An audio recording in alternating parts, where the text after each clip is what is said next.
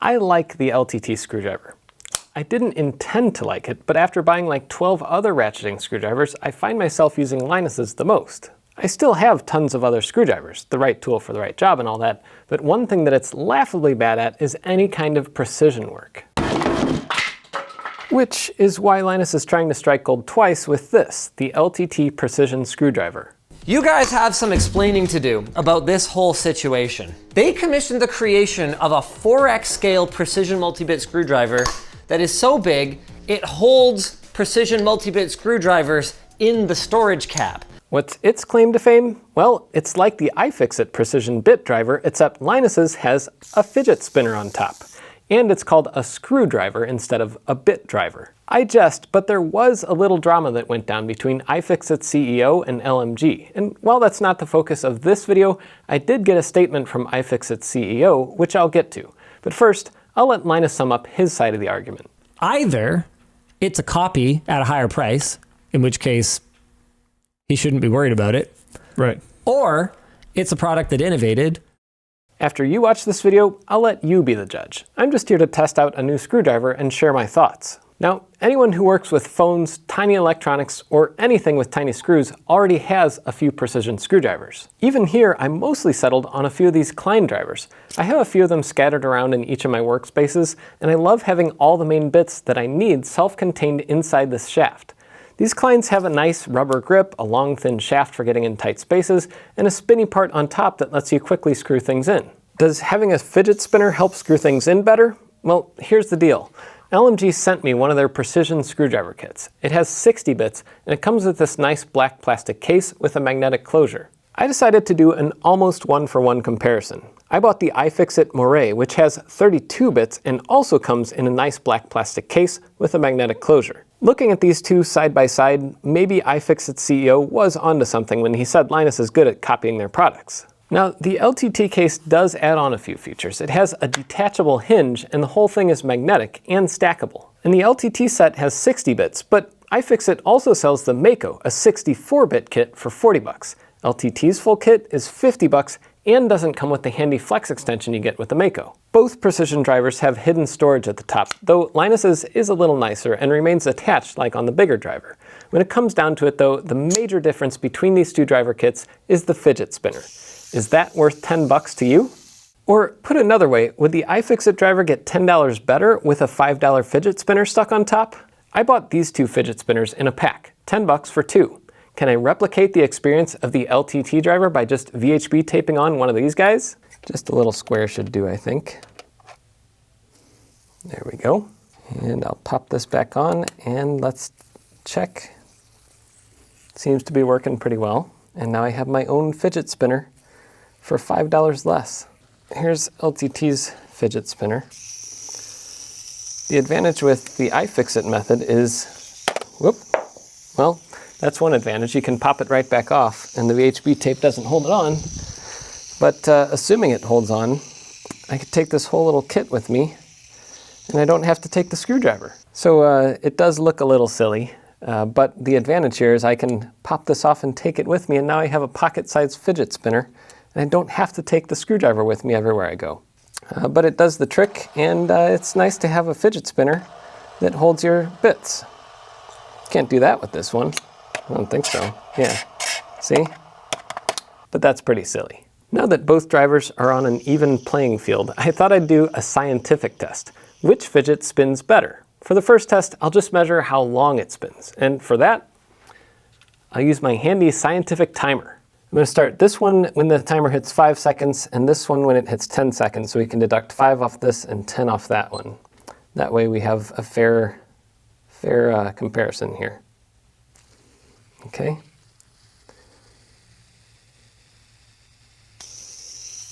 All right, here we go. Time, 27 seconds. Time, 36 seconds. So, the fidget spinner is a fidget spinner. I think that's the conclusion that I have here. It also depends a lot on your technique with your fidget spinning and whether you get a good a good thumb start with a lot of friction, or I guess even the way that you hold it could make a little bit of an impact. But these are all just silly tests to prove the point that it's just a fidget spinner. But for the second test, I was gonna see if I can get my tachometer to show how fast these fidget spinners go, but then I realized I don't know where I put the thing, so I won't be doing that test today. Plot twist, as I was editing this video, I actually found the tachometer. It was hanging up next to my sound pressure meter. So here it is, and it looks like it gets over 2,000 RPM. Is that good? I don't know. Is that bad? Not sure. But the next test I wanted to do is seeing if the gyroscopic effect makes any difference when I'm screwing. That statement sounds a little weird. Anyway, I'll take this Raspberry Pi and unscrew a couple screws while the spinner's going. Okay. It doesn't seem that it makes any impact on screwing abilities. Because of the mass of the screwdriver, it barely even makes an impact on how the screwdriver feels. I think if you had a more massive fidget spinner, that would make a bigger difference. But the key would be, it might hold it a little more stable, but that's about it. I don't think that the fidget spinner is making a material difference on my ability to screw things in or unscrew things. The iFixit screwdriver seems a little bit lighter. Let me check. I'm going to check the weights. And this is with 3 bits included. I'll make this a fair fight. This is not the world's best scale. But here's the LTT driver. That looks like it's about 20 or 30 grams. And iFixit, including the spinner, is maybe 15 to 20 grams. So this is a lighter screwdriver. The gyroscopic effect would be greater on the iFixit. I still don't feel much. So I don't think that the spinner is going to help you much in terms of screwing things in. Next up, Linus made a point that his driver is compatible with iFixit bits. And if that's true, then his bits should work in the iFixit too. And as a third benchmark, I'm also going to test out some bits from this cheap no-name kit I inherited from my Uncle Mark. So first, here's one of the LTT bits. It fits, of course, because it comes with a screwdriver. It'd be pretty terrible if that didn't fit. But let's try one of the iFixit bits, and that fits just as well. The LTT bits have a slightly different finish. The iFixit ones are more chrome, whereas the LTT ones are kind of polished. But otherwise, they look very similar. The iFixit bits also have labels with text on them, so SL4 instead of just a 4 on here. And then let's try one of LTT's bits in the iFixit driver. That fits, although with the LTT bits, the shank of it goes down inside of the shaft there. No, so the shanks of these are a little bit bigger. And again, it says Torx T6H on here. This one just says TR6. So the actual part that fits into the driver is a little bit smaller on the LTT bits. Again, not a big difference, but it is a difference. And finally, let me try one of these bits from this cheap no-name set. It literally has no name on it. I don't know who makes this thing. Probably from Harbor Freight, but they fit just as well. No problems there. I would prefer to have this part longer, but on the flip side, that could fit in tighter spaces sometimes. It's a difference. It's not a big difference. But yeah, bit compatibility, it works. Now, at first glance, I did think the LTT driver was pretty much a copy of iFixit's, but when I lined it up with all my other precision drivers, I kind of agree with Linus that it's not. That doesn't mean it's better or anything. Just looking at all these, they have some things in common, like the spinny bit on top, the rubber grip. Well, Linus's doesn't have that, it's metal. And they're all a similar length, and they have a bit holder in the end. The biggest difference is really in the way the bits work and what bits are included. So like I mentioned earlier, Linus's bits have a shorter shank down here that fits inside. And the bit holder is nice and integrated. You can hold 3 bits in it. It rotates, which I like. And it stays with the screwdriver, which means it's going to be hard to lose it or drop it. The metal grip is fine. It's rubber is nice. I think that this metal grip is just as grippy, at least as iFixit's rubber one, because it's the grain on it is not all that defined, whereas the LTT one has some good knurling in it. The Klein one has a nice grip. It's actually located up a little higher. There are differences, and really it depends on your hands how well you like each of these different approaches. And that's why I think a lot of us have a ton of different drivers. Sometimes it's nice to have a rubber grip up high that you can really mash on with one hand. Other times it's nice to have it down low for you to kind of screw in and out something very delicately.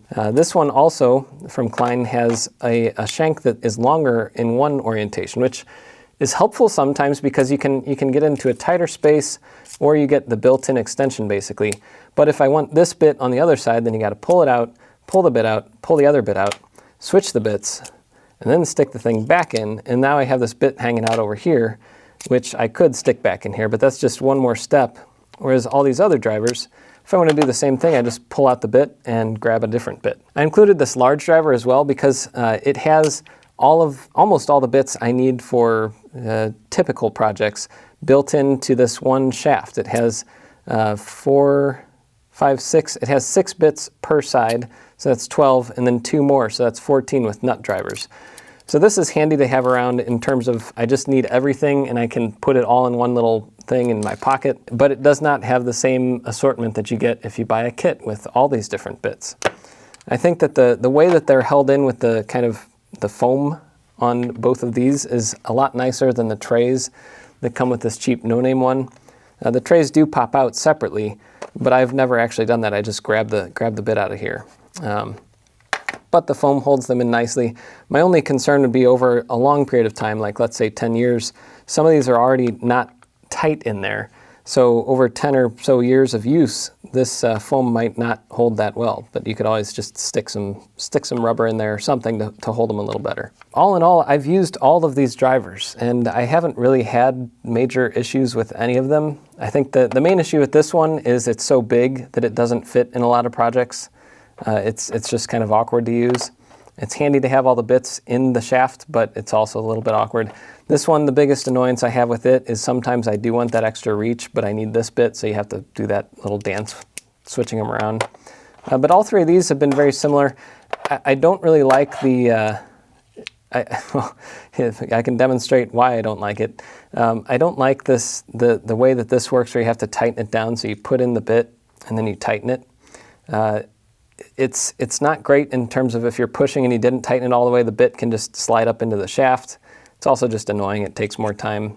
So I do like having the magnet where you just drop it in like that on these two. But it's different strokes for different folks. That's why there are lots of different screwdrivers in the world. And I'm also noticing there must be a magnet inside of here or something, because as I'm moving this around, it actually kind of slides back into place there. You can see that. Interesting.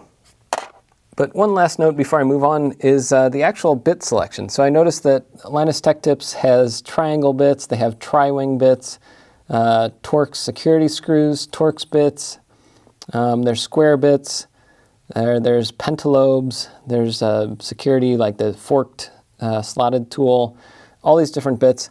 And iFixit really kind of pioneered the particular bit set. And I think that is one area where, iFixit probably looked at all of their information and said, here's the bits that we should put into these sets, the most useful ones. And LTT didn't have to do as much work for that because they kind of just took all the bits that were in here and put them in here. On the flip side, this no-name one is many years older, and it has a lot of the same bits, but it doesn't have things like the triangle bits. It doesn't have some of the security bits and things. So, that is something that is a substantial difference in these two kits that I think that the LTT designers probably had a leg up because they could look at what was in here already. A few weeks ago, I took this old 2013 MacBook Air and installed modern Linux on it. When I did that, I noticed the fans were almost always maxed out. The fan is nearing takeoff levels, but I'm still seeing blinking, and this little spinner stopped spinning. Apparently that's not how it's supposed to be. A few comments mentioned I should repaste the CPU to see if that keeps it cooler without the fans having to ramp up. And just a couple weeks ago when I tore down the brand new Qualcomm Snapdragon X dev kit, just days before Qualcomm killed the whole project, I used the iFixit kit. The iFixit worked great, so I think it's only fair to see how the LTT kit does repasting this MacBook Air. It's especially appropriate because I know how much Linus loves Apple. And this is a bit ironic because I'll be using one of iFixit's own teardown guides. So it says there's P5 pentalobe. Let's make sure that we got that. Yep, right here, P5 pentalobe. And I'll get to work on getting this back cover off. And I am not taking advantage of the LTT Screwdriver's magnetic parts tray for this.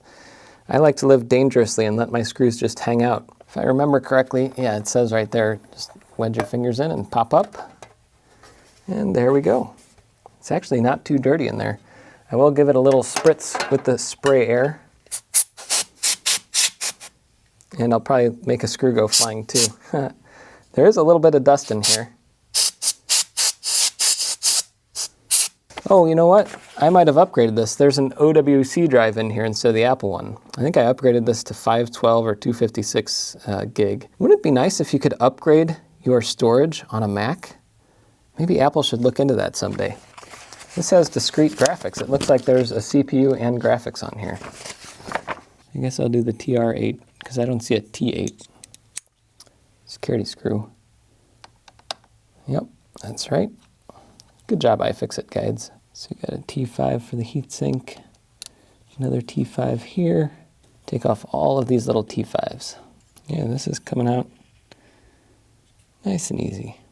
That thermal paste is crusty. Definitely not liquid anymore. Definitely needs a repaste. I don't know if you can see that, but that came off a little too easy. Usually thermal paste doesn't come off that simply. Yeah, there's the NVIDIA GPU. It's funny, the GPU on here is actually larger than the CPU. And then I'll do a little bit of isopropyl alcohol. Cleanliness is next to godliness, they say. Okay, I'll do the same, I'll do the same thing on the heat spreaders. Make everything nice and clean. There's a little bit for you. Oh, you know what? I am out on this syringe. I need to go grab a different one. Okay. I think getting this rubber thing back on is going to be the hardest part of this whole operation. For a screw like this that's going deep into a recessed area, it is nice to have that magnetic tip, which some precision drivers don't have. I'm going to make the executive decision to cut this because it's just annoying and that's silly. Yeah, we'll just act like that never happened. This is how we do repairs in the Midwest. If it doesn't fit, you cut it until it fits. Uh-oh, I just found a screw that I did not screw in. Let's come back out. There's always a screw missing. Oh, the fan screw right here. Oh, and the battery. It would be good to plug the battery back in, probably. It'd be so much easier if these were all just Torx, Apple. That all worked fine and none of the bits broke or anything. So let's see if this powers on now. And we'll see if the fans kick in. It's booting. Someone told me I should put Xubuntu, or there's another version of this that's meant for older computers. So I might do that at some point. The fan hasn't started spinning yet. Let's check, can we get temperatures? Exhaust 2000 RPM, it's very quiet. So I'm gonna try running stress on here and we'll see if it can get those fans going. There we go. Yep, fan is starting to spin up. CPU's up to 90.